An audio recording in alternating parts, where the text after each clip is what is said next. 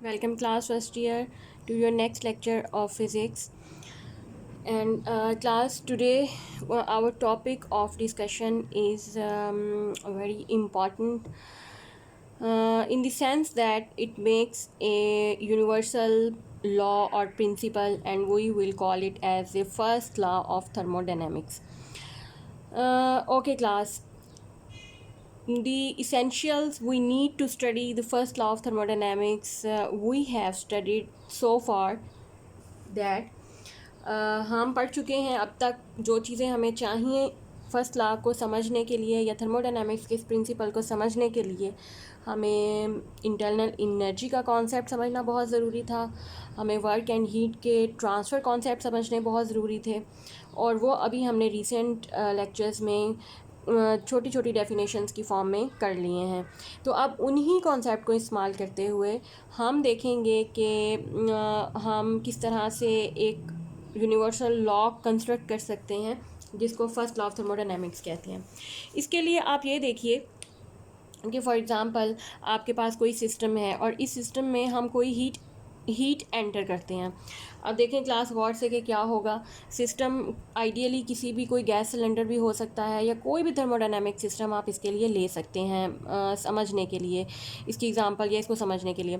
तो अगर heat enter हो रही है किसी भी थर्मोडायनामिक सिस्टम में, तो अब क्या होगा, हीट के एंटर होने से मॉलिक्यूल्स की जो मोशन है वो बहुत रैपिड हो जाएगी, दे विल मूव रैपिडली, जिसकी वजह से there will an increase in their kinetic energy. अब उनकी ट्रांसलेशनल काइनेटिक एनर्जी में एक चेंज आएगा या वो भी बढ़ जाएगी। अब क्योंकि temperature is directly linked with the average translational kinetic energy of the molecules or system, so अब क्या होगा, अब उस काइनेटिक एनर्जी के बढ़ने से टेम्परेचर भी बढ़ जाएगा या there is a temperature change या टेम्परेचर चेंज एटलीस्ट हो जाएगा। तो अब ओवरऑल क्या होगा, अब क्योंकि उस टेम्परेचर से इंटरनल एनर्जी लिंक करती है, तो हम ये कहेंगे फाइनली कि जब भी हम हीट एंटर करते हैं सिस्टम में तो उस सिस्टम की इंटरनल एनर्जी चेंज हो जाती है। तो फर्स्ट आप क्या लिखेंगे कि जितनी भी हीट आपने सिस्टम में एंटर की that have been utilise to change in the internal energy of the system. Initially suppose internal energy is U1, after some time it becomes U2, so the change in total जो change आया किस वजह से, heat enter होने की वजह से, एक तो ये काम होगा कि इंटरनल एनर्जी चेंज हो जाएगी। अब secondly, if we allow the system to do work externally on the environment, अगर इसी सिस्टम को हम अलाउ करते हैं कि वो एक्सपेंड हो जाए और या कोई भी वर्क परफॉर्म करे अपने इर्द गिर्द के सराउंडिंग्स में या इन्वायरमेंट में, तो हम ये कहेंगे कि आप कुछ जो हीट एंटर की थी उसकी वजह से क्या हुआ कि कुछ नंबर एक तो change in the internal energy, और नंबर दो अब वो जो हमने गैस को अलाउ किया कि वो कोई वर्क परफॉर्म कर सकती है, तो वो वर्क भी इसी हीट की वजह से परफॉर्म होगा। तो हम कहेंगे कि जब भी हम हीट एंटर करते हैं सिस्टम में तो वो दो जगह पर यूटिलाइज़ होती है। एक तो वो सिस्टम की इंटरनल एनर्जी को चेंज करती है, एंड सेकेंडली जितना भी सिस्टम वर्क करेगा उस हीट की वजह से एक्सटर्नल उसको रिप्रेजेंट करेगी। तो टोटल हम ये कह सकते हैं, और फर्स्ट लॉ ऑफ थर्मोडायनेमिक्स को हम इस तरह से स्टेट कर सकते हैं, in any thermodynamics process when heat Q is added to a system, this energy appears as an increase in the internal energy delta U stored in the system plus the work done by the system on its surroundings। तो दो जगह पर जाएगी, number एक change in the internal energy, number दो work done by the system on its surrounding. और अगर हम यहाँ से कैलकुलेट करना चाहें how much change in the internal energy has been produced, that will be equal to delta U equals to Q minus W, जितना energy आपने add की और माइनस जितना इन्वायरमेंट में वर्क हुआ। तो अब अगर इसकी एग्जांपल्स देखें तो बहुत इंपॉर्टेंट एग्जांपल हैं, जिसमें पहली है ए बाइसिकल पंप, और जिसको मैंने यहाँ पर बनाने की एक नाकाम सी कोशिश की है।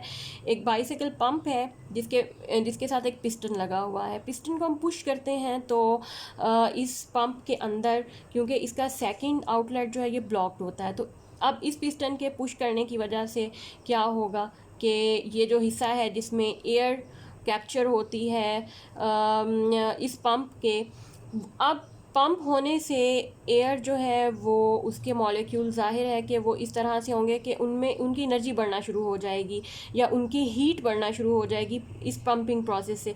अब उसका हमें पता कैसे चलेगा? उस हीट को या उसके टेम्परेचर को मॉनिटर करने के लिए इसके साथ हम एक थर्मोकपल अटैच करेंगे। अब थर्मोकपल जो है ये इसके साथ थर्मोकपल असल में डिवाइस है जो कि इस पंप के टेम्परेचर को मॉनिटर करेगी। अब जब आप यहाँ पे इसको पुश करेंगे, पुश करने से इसके अंदर मौजूद एयर का टेम्परेचर इंक्रीज़ हो जाएगा, जिसकी वजह से जिसकी वजह से जाहिर है कि इंटरनल एनर्जी बढ़ जाएगी।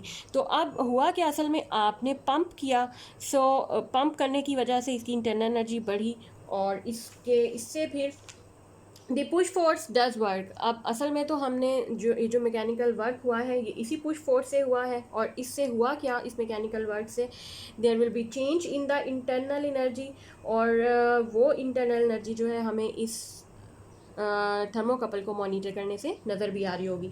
अच्छा, सेकंड एग्जांपल देखिए, ह्यूमन मेटाबॉलिज्म है। हम सब जानते हैं कि हम इंसानों को भी कोई काम करने के लिए, चलने के लिए, इवन के बात करने के लिए, सोचने के लिए और कोई भी हैवी वर्क करने के लिए, एक्सरसाइज करने के लिए हमें भी एनर्जी की ज़रूरत होती है। तो कभी आप लोगों ने ये सोचा कि एनर्जी कहाँ से आती है?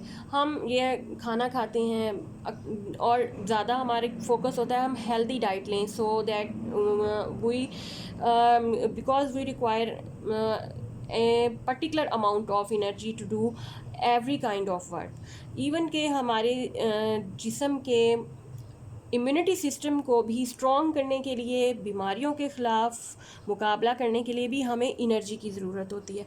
तो ये सारी एनर्जी, जो चीज़ें, जो अशिया हम खाते पीते हैं उससे हम हासिल करते हैं। तो अब देखें, इवन के हमारे जो बॉडी के अंदर जो सेल्स वीक हो जाते हैं, आहिस्ता आहिस्ता एजिंग हो के वो डाई हो जाते हैं और उनकी जगह पे नए सेल आ जाते हैं। इन सब प्रोसेसेस के लिए हमें एनर्जी चाहिए होती है और वो एनर्जी हम खुराक से हासिल करते हैं। तो इस सारे प्रोसेस को, जो ये ट्रांसफ़र ऑफ एनर्जी हो रहा है, ट्रांसफॉर्मिंग प्रोसेसेस जो इंसान के अंदर हो रहा है सारा, इसको मेटाबॉलिज्म कहते हैं।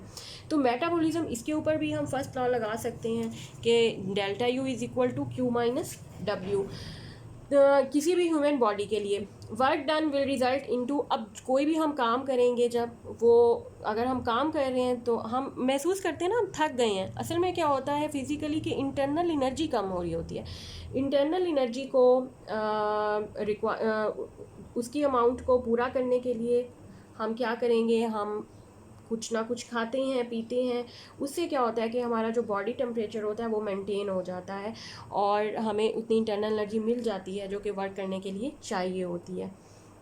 तो इस तरह से भी ये दो इम्पॉर्टेंट एग्जांपल हैं जिसमें हमें हीट एनर्जी चाहिए, जिस हीट एनर्जी की को हम डिफरेंट फॉर्म्स ऑफ एनर्जी में तब्दील कर सकते हैं। कहाँ कहाँ तब्दील कर सकते हैं? जो भी हीट आपने सिस्टम को दी है वो उस सिस्टम की change in the internal energy, plus अगर उस सिस्टम ने कोई अपने सराउंडिंग पे वर्क किया है तो ये दोनों के सम के बराबर होगी।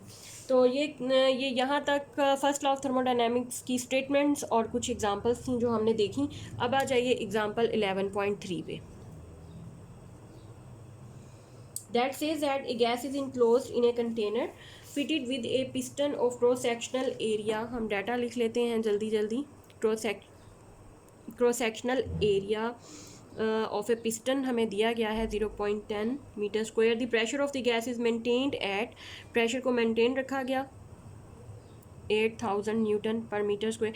अच्छा, यहाँ पे प्रेशर मेंटेन का मतलब ये है कि जैसे ही हम क्योंकि हीट किसी सिस्टम के अंदर एंटर करते हैं तो उस सिस्टम की इंटरनल एनर्जी तो जो चेंज होगी हम उसको जैसे भी मेजर करें, लेकिन क्या होता है कि सिस्टम की स्टेट भी बदल जाती है, उसका प्रेशर चेंज हो जाता है, इंटरनल एनर्जी, काइनेटिक एनर्जी बदल जाती है। तो कोई भी स्टेट जो है सिस्टम की, उसको हम मेनटेन करने के लिए हमें उसकी जो भी हम हीट एनर्जी दे रहे होंगे उसको भी मेंटेन करना पड़ता है। तो अगर हम प्रेशर हमने 8000 न्यूटन पर मीटर स्क्वायर पर मेंटेन किया हुआ है, when heat is slowly transferred, अगर स्लोली हीट को ट्रांसफ़र करवाया जाए, the piston is pushed up through a distance of 4 centimetre. अगर हम कोई हीट एनर्जी एंटर करें तो अब हीट एनर्जी एंटर से क्या होगा, वही बात कि molecules will do rapid motion, जिसकी वजह से पिस्टन मूव करेगा। और कितना मूव किया है, 4 सेंटीमीटर। और अगर अब कितनी हीट आपने ऐड की, if Q is equal to 42 joule. If 42 joule heat is transferred to system during the expansion, what is the change in internal energy of the system? तो हमने ये फाइंड करना है कि असल में कितना इंटरनल एनर्जी में चेंज आया है। तो अब देखिए हम यहाँ पर इंटरनल एनर्जी इसी इक्वेशन को इस्तेमाल करेंगे। इसको मैं इक्वेशन 1 कर देती हूँ। अब जो हीट रिक्वायर्ड है वो हमारे पास मौजूद है यहाँ पर देखिए, बट वर्क नहीं है। वर्क हम कैलकुलेट कर लेंगे बिकॉज अभी हमने रिसेंटली वर्क को, how to calculate work in thermodynamical process. W is equal to, हमें पता है किसके बराबर होगा, P delta V, pressure into volume. अब प्रेशर तो ऐसे ही रहेगा, ये वॉल्यूम जो है हमें नहीं दिया गया बल्कि हमें एरिया और डेल्टा वाई दे दिया गया। अब हम सारी वैल्यूज़ पुट कर लेंगे। 8000 multiplied by area 0.10 multiplied by, अब डेल्टा वाई की वैल्यू होगी 4 इंटू 10⁻²। यहाँ से हम कैलकुलेट कर लेंगे 32 जूल हमारे पास वर्क आ जाएगा। अब इसको आप यहाँ देखिए कि Q हमारे पास मौजूद है, 42 ऐड किया और वर्क कितना हुआ 32, तो change in the internal energy कितनी होगी 10 जूल, जो हमारे पास आ जाएगा आसानी से। इसके बाद अब कुछ एग्जांपल्स तो हमने कर ली थी, अब कुछ एप्लीकेशंस हैं फर्स्ट लॉ ऑफ थर्मोडायनामिक्स। इसको हम देख लेते हैं। हम जल्दी जल्दी छोटी छोटी 2 एप्लीकेशंस हैं, जिसमें पहली है आइसोथर्मल प्रोसेस एंड अच्छा यहाँ उस तक जाने से पहले ये मैंने चार्ट यहाँ पर बनाया हुआ है, फ्लो चार्ट आपको नज़र आ रहा होगा, ये आपकी बुक में भी बना हुआ है फॉर योर इन्फॉर्मेशन के नाम से। और इसमें देखें कि सिस्टम के अंदर अगर हीट एंटर होती है, कुछ साइन कन्वेंशंस के बारे में बताया गया है कि सिस्टम के अंदर हीट एंटर होती है उसको हम पॉजिटिव लेते हैं, सिस्टम से हीट अगर खारिज हो जाती है तो उसको हम नेगेटिव क्यू से रिप्रेजेंट करते हैं या लेते हैं। इसी तरह ही सिमिलरली सिस्टम अगर इन्वायरमेंट पे वर्क करता है तो हम उसको नेगेटिव लेते हैं, और अगर हम सिस्टम के ऊपर वर्क करते हैं तो वो नेगेटिव होता है। सिस्टम के ऊपर वर्क करेंगे, सिस्टम के ऊपर वर्क हो रहा है ये देखें तो वो नेगेटिव होता है। और अगर सिस्टम अपने इन्वायरमेंट पे वर्क करता है, ये आउटर का साइन है कि जो हम इनर वर्क है वो नेगेटिव होता है, और जो आउटर वर्क होता है जो हमें आउटपुट की शक्ल में मिलता है उसको हम पॉजिटिव वर्ड से रिप्रेजेंट करते हैं।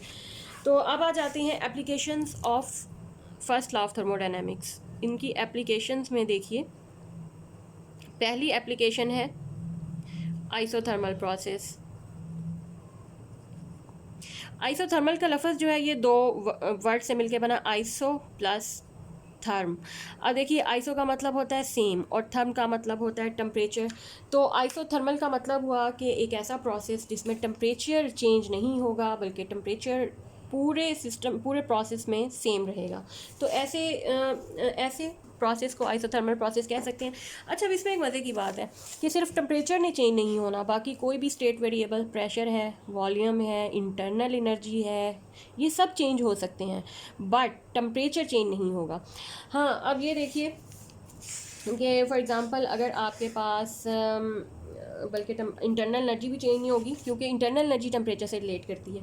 तो अब अगर आपके पास कोई भी सिस्टम है वो 2 तरह की स्टेट में है, एक इनिशियल स्टेट है, एक फाइनल। यहाँ पे मैं पीवी डायग्राम बनाती हूँ, ये पीवी डायग्राम है, और इसमें आप देखिए कि जो आइसोथर्मल कर्व है जिसमें टेम्परेचर सेम रहता है, टेम्परेचर सेम है बट प्रेशर वॉल्यूम चेंज हो सकते हैं, ये स्टेट वेरिएबल्स हैं, चेंज हो सकते हैं। इनिशियली वो system is here, finally it moves to here. तो अब ये 2 पॉइंट्स हैं, इनको हम यहाँ पे रिप्रेजेंट कर सकते हैं। ये पॉइंट 1 है तो इसका प्रेशर P1 और इसका वॉल्यूम V1, वॉल्यूम आपको यहाँ पे मिलेगा। और अगर ये पॉइंट 2 है तो इसका प्रेशर P2 और इसका वॉल्यूम V2। तो इसको हम रिप्रेजेंट कर सकते हैं कि initially P1 V1, final P2 V2 के बराबर है।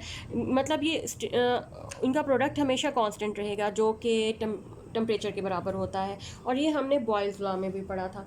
तो इसका मतलब है कि ये एक एप्लीकेशन होगी, बॉयल्स लॉ यहाँ पे फुलफ़िल होता है। और इसमें आप देखिए कि इस पूरे प्रोसेस में क्या हुआ है कि टेम्परेचर चेंज नहीं हुआ और स्टेट वेरिएबल्स प्रेशर और वॉल्यूम ये आपस में चेंज हो सकते हैं, लेकिन प्रोडक्ट इनका या टेम्परेचर हमेशा कांस्टेंट रहेगा। अब देखिए टेम्परेचर कांस्टेंट रहेगा का मतलब है कि उसका इंटरनल एनर्जी भी चेंज नहीं होगी। सो अब क्योंकि यहाँ पे हम कंसीडर करते हैं कि और पोटेंशियल एनर्जी वगैरह कोई एनर्जी कंसीडर नहीं करते, सिर्फ हम काइनेटिक एनर्जी को कंसीडर करते हैं कि internal energy totally linked here with kinetic energy. और अगर टेम्परेचर चेंज नहीं हो रहा मतलब काइनेटिक एनर्जी चेंज नहीं हो रही, मतलब कि डेल्टा यू कांस्टेंट है। इसका मतलब है कि delta U is equal to 0। अब इसको आप पुट करें आप फर्स्ट लॉ ऑफ थर्मोडायनामिक्स या इक्वेशन नंबर 1 में, so we will left with Q minus W is equal to 0, or Q is equal to W.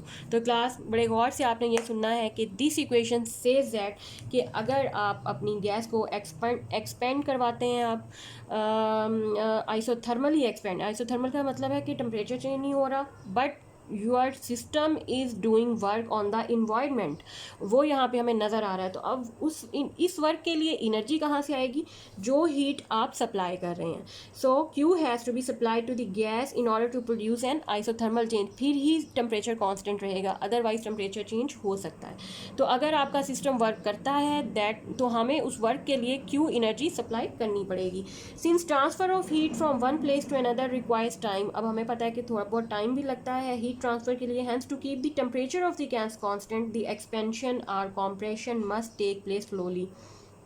तो हमारा ये एक स्लो प्रोसेस है आइसोथर्मल, इसमें कॉम्प्रेशन, आप कॉम्प्रेस करें गैस को, एक्सपेंड करें गैस को, वो आपने स्लोली करवाना होता है ताकि आपका टेम्परेचर कांस्टेंट रहे।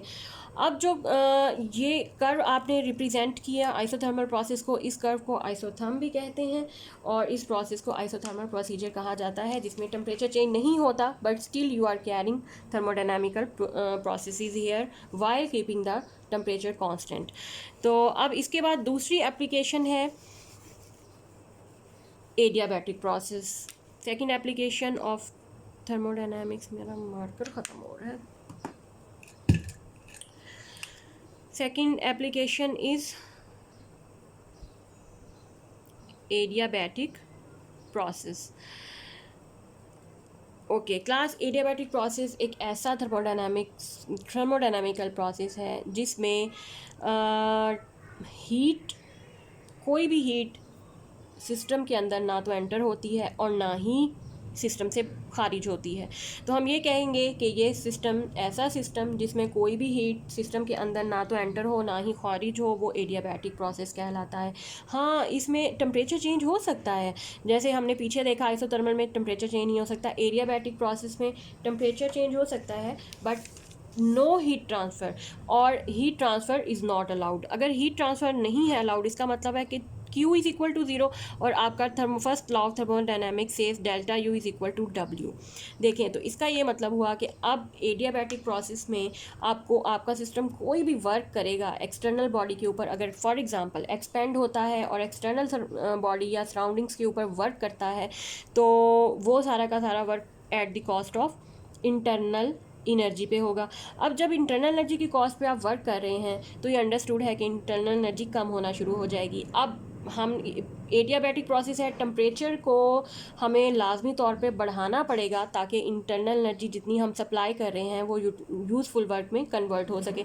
तो वैसे ये सारा सिस्टम या सारा प्रोसेस जो है, एक इंसुलेटिंग सिलेंडर अगर आपका इंसुलेटिंग मटेरियल के ऊपर पड़ा हुआ हो तो ये आप इसको कॉम्प्रेशन एडियाबैटिकली कॉम्प्रेस और एडियाबैटिकली एक्सपेंड करवा सकते हैं।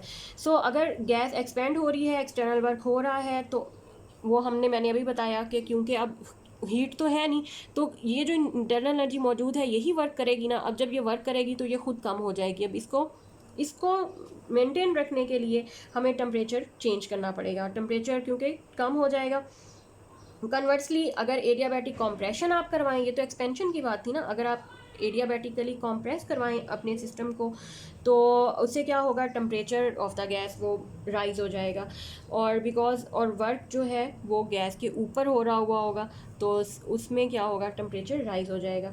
तो इसकी कुछ एग्जांपल हैं एडियाबैटिक प्रोसेस की। ये एक रैपिड प्रोसेस है अनलाइक आइसोथर्मल प्रोसेस। आइसोथर्मल में हमने पढ़ा था कि वो एक ऐसा स्लो प्रोसेस है जिसमें कि बहुत तेज़ी से एक्सपेंशन और कंप्रेशन के प्रोसीजर्स नहीं होते। लेकिन एडियाबैटिक प्रोसेस जो है ये एक रैपिड प्रोसेस है, इसमें बहुत तेज़ी से चेंज आती है। और इसकी एग्जांपल में देखिए, rapid escape of air from A burst tyre, और अभी जो हमने पढ़ी थी चैप्टर नंबर 8 में कि साउंड वेव जब भी एयर में से पास होती है तो वहाँ पे जो प्रोसेस होता है वो एडियाबैटिक प्रोसेस होता है। Cloud formation in the air atmosphere, ये भी एडियाबैटिक प्रोसेस की वजह से होता है। जब भी क्लाउड्स बनते हैं कोई भी हीट एंटर और हीट लीव नहीं होती। So in case of adiabatic changes, so we can write it as PV gamma is equal to constant. अच्छा, अब ये तो आपने लिखा है एडियाबैटिक के लिए। आइसोथर्मल के लिए PV is equal to constant है, जो इक्वेशन इस्तेमाल होती है, जो इक्वेशन आइसोथर्मल प्रोसेस को रिप्रेजेंट करती है। जो इक्वेशन एडियाबैटिक प्रोसीजर को रिप्रेजेंट करती है वो PV gamma is equal to constant है। अब इसमें सेम इक्वेशन है, सिर्फ एक फैक्टर गैमा का इंट्रोड्यूस हुआ है। अब गैमा क्या है? ये रेशो है दो स्पेसिफिक हीट की, specific heat at constant pressure. Gamma is equal to CP over CV के बराबर होता है, where so gamma is a ratio between specific heat at constant pressure to the specific heat at constant volume. और detail में specific heat के बारे में हम आने वाले लेक्चर्स में पढ़ेंगे। आज का लेक्चर इतना ही। Thank you for watching.